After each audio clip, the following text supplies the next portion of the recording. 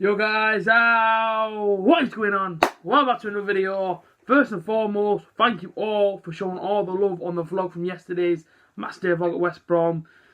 It's honestly gone mad and I can't thank you enough, so thank you all for that. Thank you for all dropping a like on it, sharing in it, commenting, everything. Thank you so much. This is of course a review of yesterday's game. And what a game it was. I'm struggling to find words to try and describe the game. Comeback Kings, could you use that one? That's a possibility. Comeback Kings. Whatever it was absolutely outstanding yesterday.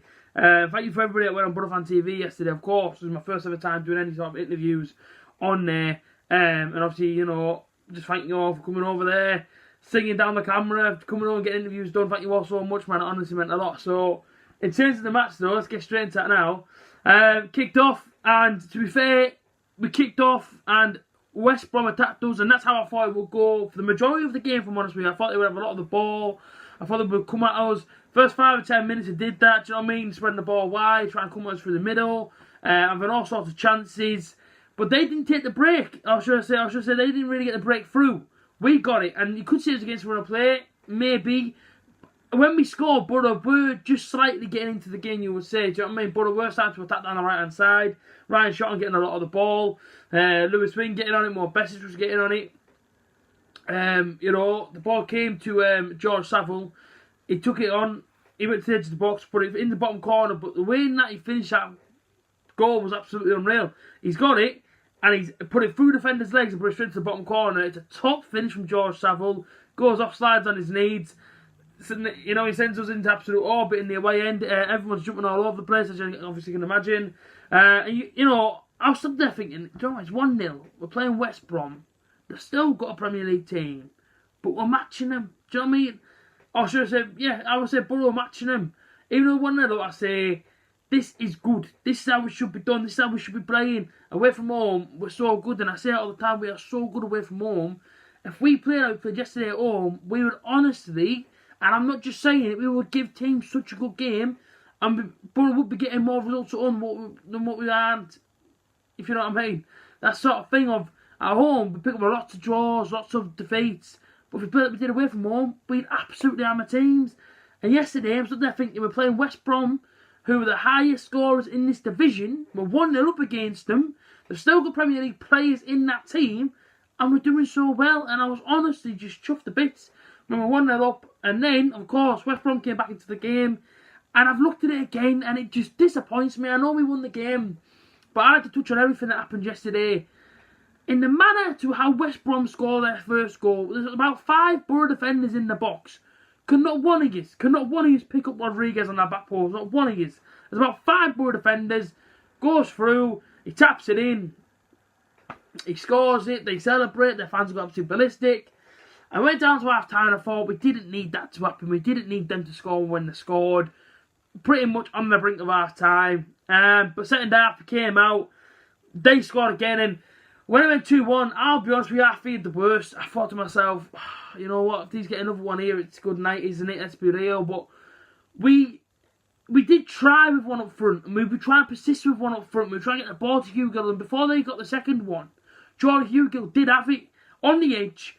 And he didn't put his foot through it. He sort of just, he went for it. He did, but if there's any sort of power in that shot there, he might have maybe tested the goalkeeper more than what it did. He got it, ball went down the veranda. Literally seconds later, they went and scored. Dwight Gayle made it 2-1. And then, of course, Britt came on. And he changed the game for us. Do you know what I mean? Even man of the match yesterday, he changed the game for us. He comes on, and straight away then, Jordan Hugill looks like a different player. Because why does he look like a different player? He's got someone to play off, and that's when he's at his best, Jordan Hugill. That's why he smashed it at Preston, because he has someone next to him. You put someone next to him, and he can do anything that you want him to do as a striker. 9 times out of 10, he's going to create the opening and tee off the striker. That was obviously up front with him.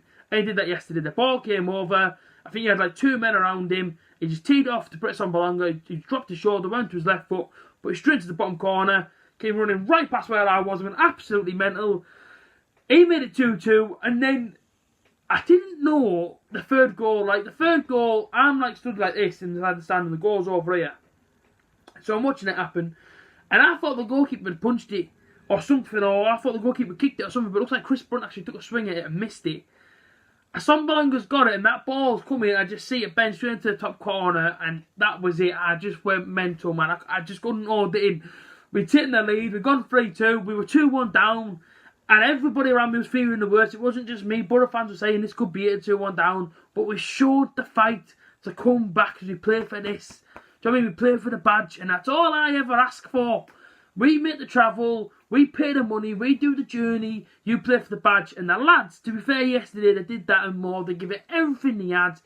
And to beat West Brom is such a massive result in this championship. To me personally, that is an outstanding win. And you look at our next 3 games, including the West Brom one yesterday, West Brom, Leeds, Sheffield United, all rock hard games.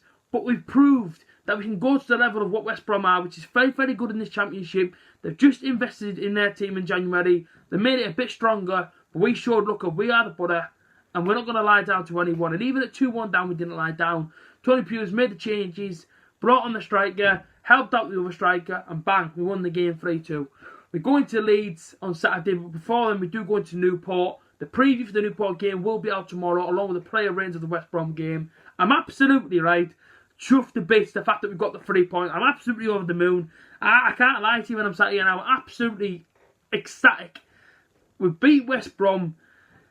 They are a good team in the championship, and to come away with 3 points is honestly, oh, bloody hell, I feel like I've just been crowned the Prime Minister of England or something. That's honestly what it feels like, because going into the stadium yesterday, I said I'd be up with a point. That's what I said, but to get all 3, oh my days, I just won Euro Millions or something. Do you know what I mean? That's what it feels like. I've done mine, it feels like I just won the lottery, but I'm absolutely buzzing. The Boro fans yesterday, outstanding again. 1,700 Boro fans travelled. The noise in that away end was honestly unreal, and all the way through the game, Boro just kept singing. Fair play to West Brom as well. John, West Brom made some noise as well. Like I said, decent atmosphere all around the stadium. But yeah, I'm absolutely chuffed to bits of the boys.